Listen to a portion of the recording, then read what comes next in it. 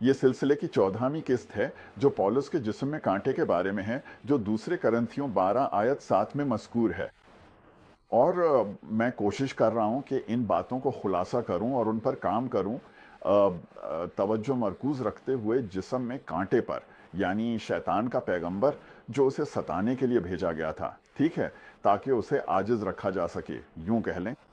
خدا نے وہ پیغمبر نہیں بھیجا تھا، اس نے کبھی کوئی پیغمبر نہیں بھیجا، اس نے کبھی ابلیس کو ایوب کے پاس بھی نہیں بھیجا تھا۔ یہ بس ایک ایسی چیز تھی جو ہو گئی، ٹھیک ہے، یہ بس شیطان خود بخود چلا جاتا ہے، فضا کے پرندے خدا کی طرف سے نہیں بھیجے جاتے، یہ سب خود بخود ہو جاتا ہے۔ یہی کچھ خدا کی بادشاہی کی مثال ہے، ٹھیک ہے، یہ بس یہی اس کا طریقہ ہے۔ شیطان بس خدا سے نفرت کرتا ہے، وہ تم سے نفرت کرتا ہے، اور جب بھی اسے ہمیں نقصان پہنچانے یا ہمیں تکلیف دینے کا موقع ملتا ہے وہ فوراً اس موقع پر جھپٹ پڑتا ہے، ٹھیک ہے۔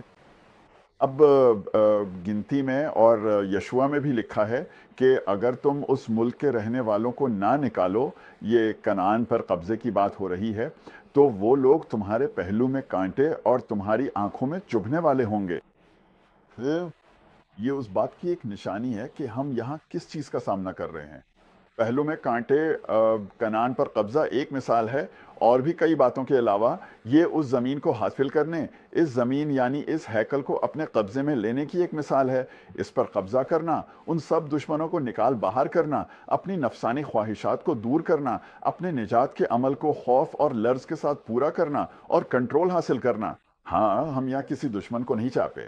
کوئی بھی پرانا رہائشی، کوئی بھی پرانا شیطان باہر نکل جائے، یسوع کے نام پر دفع ہو جائے، ٹھیک ہے۔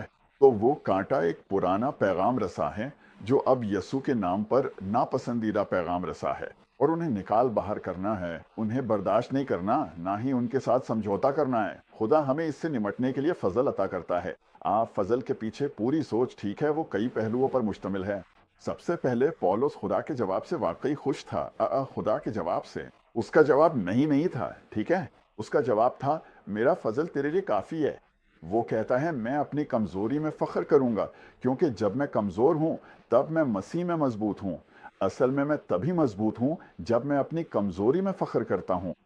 یہ پولس کی اس بارے میں سمجھ تھی، ٹھیک ہے۔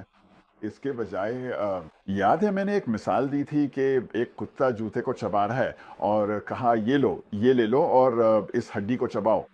تو پولس اس کے بجائے کہ تم یہ سوچو کہ تم کتنے عظیم ہو اور تمہاری خدمت کتنی بڑی ہے، جو کہ واقعی ہے، وہ سب سے بہترین رسول ہے، وہ کہتا ہے یہ سوچو کہ خدا کتنا عظیم ہے اور تم کمزوری میں کتنی طاقت رکھتے ہو، کیونکہ مسیح کی طاقت تم پر ٹھہری ہوئی ہے۔